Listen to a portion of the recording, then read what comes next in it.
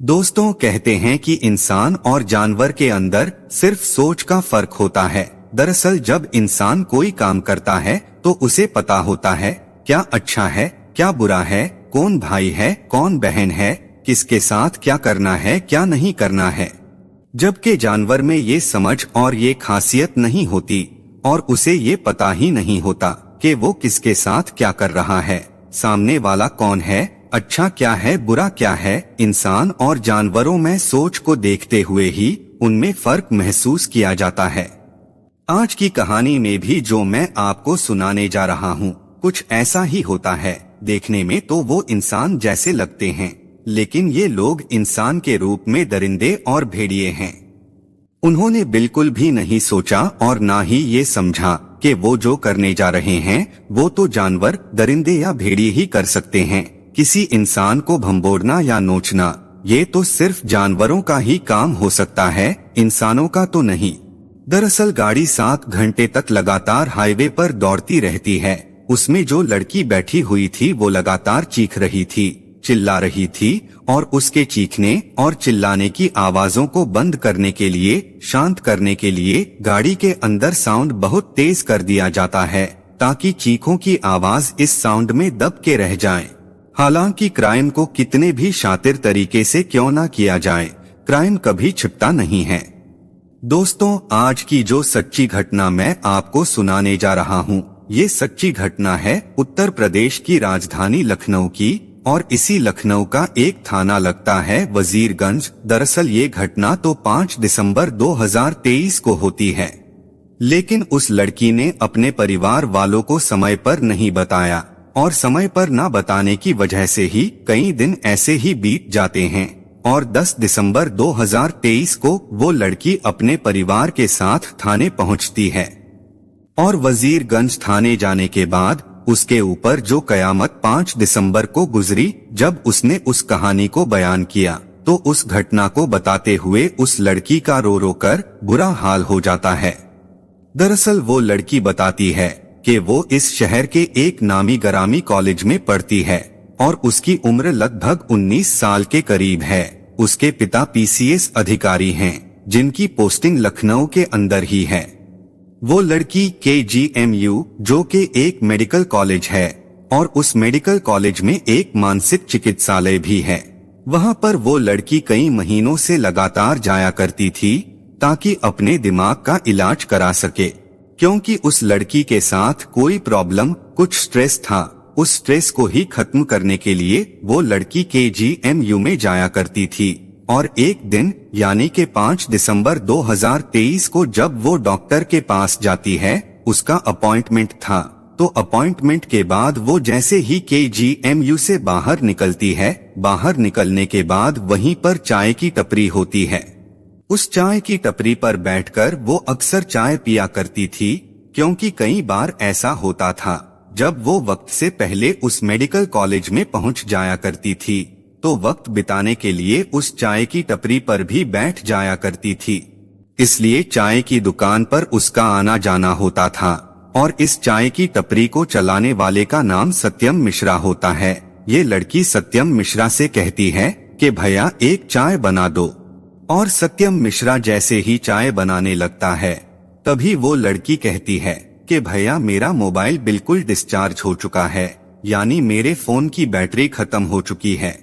हो सकता है मेरे घर वाले मुझे फोन कर रहे हों और वो परेशान हो रहे हों, क्या आप मेरा फोन चार्जिंग पर लगा सकते हो।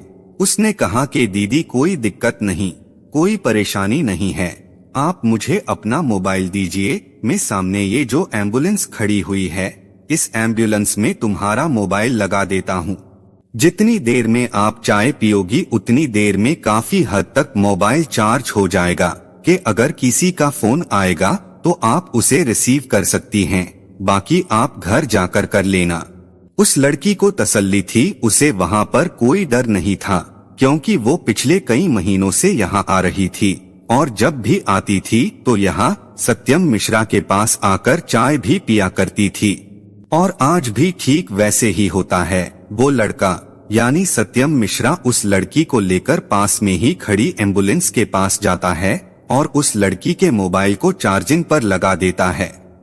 अब मोबाइल चार्जिंग पर लगा हुआ था तो लड़की ने सत्यम मिश्रा से कहा कि भैया एक चाय और बना दो, थोड़ा टाइम भी कट जाएगा और मेरा मोबाइल भी चार्ज हो जाएगा और मेरा जो ड्राइवर है वो गाड़ी लेकर आता ही होगा, मैं उसके साथ आराम से निकल जाऊंगी। वो लड़की इतना कहकर चाय पीने लग जाती है। चाय पीने के बाद उसने कहा भैया चाय तो पी लिए, अब मेरा मोबाइल वापस दिलवा दो। और अब सत्यम मिश्रा उस लड़की को लेकर एम्बुलेंस के पास जाता है तो एम्बुलेंस अपनी जगह पर नहीं थी, वहां से जा चुकी थी। एम्बुलेंस चले जाने के बाद सत्यम मिश्रा ने कहा कि मोबाइल भी उसी एम्बुलेंस के साथ चला गया है। अब उस एम्बुलेंस वाले से संपर्क करने की कोशिश की गई और एम्बुलेंस वाले से पूछा कि तुम कहाँ हो और तुम्हारी एम्बुलेंस के अंदर मोबाइल लगा हुआ था, कम से कम उस मोबाइल को देकर चले जाते। जैसे ही एम्बुलेंस ड्राइवर को मोबाइल के बारे में पता चलता है, वो कहता है कि तुम परेशान मत होना, मोबाइल एम्बुलेंस में सही सलामत है, दीदी से कहना कि वो परेशान ना हो और मैं फिलहाल डॉलीगंज के अंदर हूँ, आप आओ और यहाँ से आकर मोबाइल लेकर चले जाओ।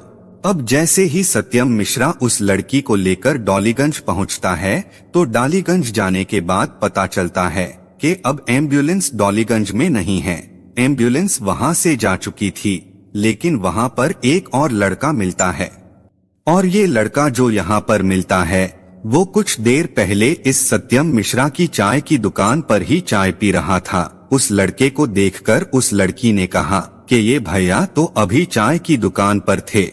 सत्यम मिश्रा कहता है कि हाँ ये मेरा दोस्त है, चाय की दुकान पर ये भी थोड़ा परेशान हो गया था आपके मोबाइल को लेकर के, लेकिन आप परेशान मत हो। अब उस एम्बुलेंस वाले से फिर पूछा जाता है कि एम्बुलेंस कहाँ पर है। एम्बुलेंस वाला कहता है कि एम्बुलेंस अब आईटी चौराहे के पास पहुँच चुकी है, इसलिए अब तुम्हारा मोबाइल आईटी चौराहे के पास है।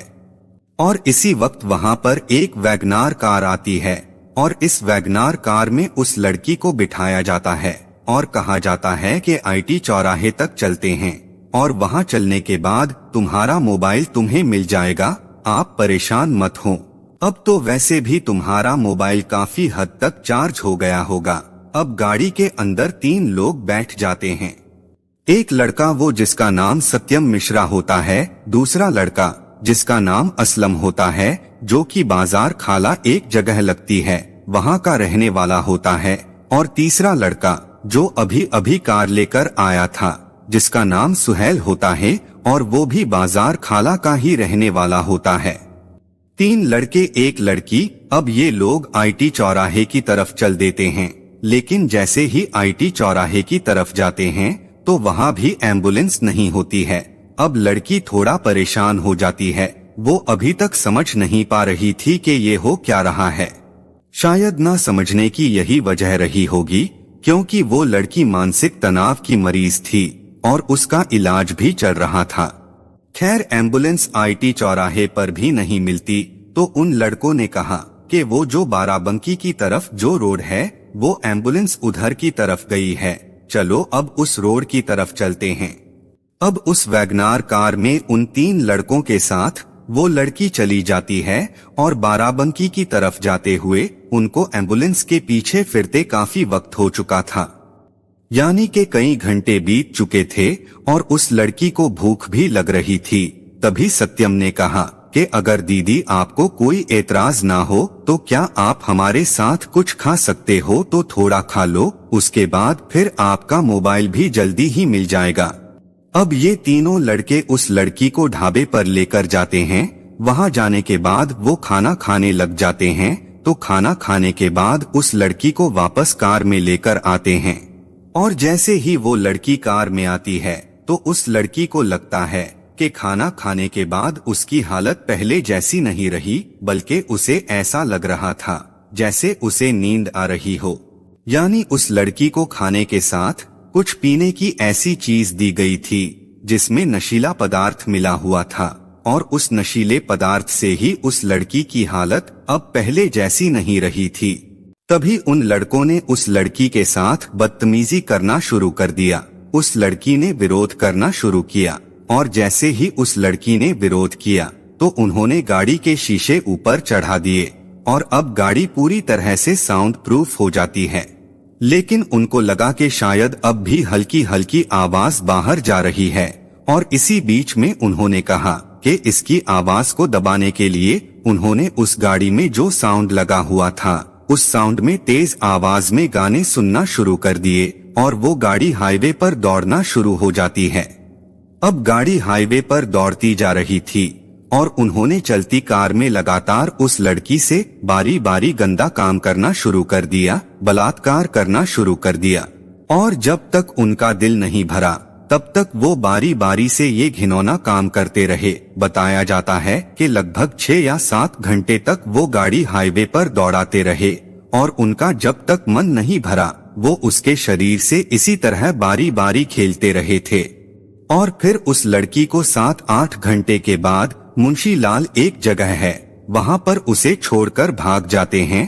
वो लड़की गिरते पड़ते वहाँ से सीधा अपनी सहेली के पास जाती है। वो लड़की होश में नहीं थी, वो कुछ समझ नहीं पा रही थी और जब उसे होश आता है कि उसके साथ कुछ गलत हुआ है तो उस लड़की ने ये सारी दर्द भरी दास्तान अपनी सहेली से बताई।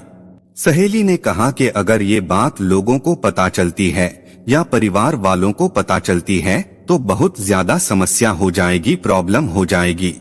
इसके बाद उस लड़की का जो अपना घर होता है वो इस शहर का विभूति खंड गोमती नगर इलाका है जो शहर का सबसे पॉश इलाका है। वहाँ पे ज्यादातर अधिकारी ही रहते हैं। वो अपने घर जाती है और वो किसी को कुछ नहीं बताती। लेकिन माँ इस लड़की की परेशानी, इस तकलीफ को समझ जाती है और माँ उसे बार बार पूछ रही थी कि बेटा तुम्हारे साथ क्या हुआ है, तुम थोड़ा परेशानी में लग रही हो। उस लड़की ने बहाने बनाना शुरू कर दिया। लेकिन जब वक्त बीत रहा था तब जाकर वो लड़की टूटती है और अपने साथ होने वाली वो हैवानियत की दास्तान बयान करती है। कहती है कि माँ मेरे साथ गंदा और घिनौना कृत्य हुआ है। जहाँ पर KGMU मेडिकल कॉलेज है उसके सामने ही सत्यम नाम का एक लड़का चाय की टपरी लगाता है। उसने अपने दोस्तों के साथ मिलकर मेरे साथ ये गंदा और घिनौना कृत्य किया है। 10 दिसंबर 2023 को जब ये थाने में जाते हैं, थाने में जाने के बाद अपनी समस्या बताते हैं तो पुलिस इस मामले को बहुत गंभीरता से लेती है और गंभीरता से लेने के बाद उस सत्यम को भी और साथ ही में जो उसके साथी होते हैं सुहेल और असलम, इनको भी गिरफ्तार किया जाता है। गिरफ्तार करने के बाद फिर वो कहानी बयां करते हैं मोबाइल चार्जिंग का बहाना करके, जिस तरह से उन्होंने इस लड़की के साथ बलात्कार किया, उसके साथ गंदा घिनौना कृत्य किया। इससे पूरे लखनऊ शहर में हड़कंप मच जाता है कि उस लड़की की छोटी सी मदद के बहाने कितना गलत काम उस लड़की के साथ किया है। पुलिस ने आरोपियों को गिरफ्तार किया। गिरफ्तार करने के बाद इन आरोपियों को जेल भेज दिया और उस लड़की का मेडिकल परीक्षण कराया गया। दोस्तों आपको बता दें वो लड़की पहले से ही मानसिक तनाव में थी, उसका इलाज चल रहा था और इस घटना से तो उस लड़की के दिमाग पर बहुत बुरा असर हुआ। उस लड़की को इलाज के लिए अस्पताल में भर्ती कराया गया है और बताया जाता है कि शायद 10-11 तारीख तक उसका लगातार इलाज चलता रहा था ताकि डॉक्टर उसकी काउंसलिंग करके उसे तसल्ली दे सकें और जो उसके साथ हुआ है उसे भुलाने की कोशिश कर सकें। पता नहीं भविष्य में अब इस दृश्य को, इस बुरे सपने को कभी वो भूल पाएगी या नहीं। लेकिन उन लड़कों को सजा दिलाने के लिए पुलिस ने कहा है कि कम से कम समय में चार्जशीट लगाकर अदालत भेजी जाएगी। साथ ही उन आरोपियों को कड़ी से कड़ी सजा दिलाने की कोशिश की जाएगी ताकि समाज में एक मैसेज जा सके, एक संदेश जा सके कि बुरे काम का बुरा अंजाम होता है। दोस्तों उस लड़की के साथ जो भी हुआ है वो वाकई बहुत भयानक है, बहुत बुरा है। दोस्तों इस पूरे घटनाक्रम को सुनाने का उद्देश्य किसी को परेशान करना नहीं है, किसी का दिल दुखाना नहीं है, बल्कि आपको जागरूक करना है, आपको सचेत करना है, आपको बताना है कि आप अपने घर हो, परिवार हो, दोस्त हो, रिश्तेदार हो या फिर कहीं भी हो, खासकर लड़कियों के लिए, लड़कियां हर किसी के साथ एकदम से खुलकर व्यवहार ना करें। साथ ही उन्हें गुड टच, बैड टच के बारे में पता होना चाहिए और साथ ही उन्हें अच्छे और बुरे की समझ होनी चाहिए कि किसके साथ जा रही हैं, किसके साथ नहीं जाना है। ये लड़कियों को समझना जरूरी है। खैर दोस्तों, इनके किए की सजा तो इन लोगों को अदालत में मिल जाएगी, मगर आपके अनुसार इन लोगों को क्या सजा मिलनी चाहिए, कमेंट बॉक्स में जरूर बताएं। अगर आपको हमारी ये मेहनत पसंद आई हो तो इस वीडियो को लाइक करते हुए हमारे चैनल को सब्सक्राइब जरूर कर लें। जय हिंद।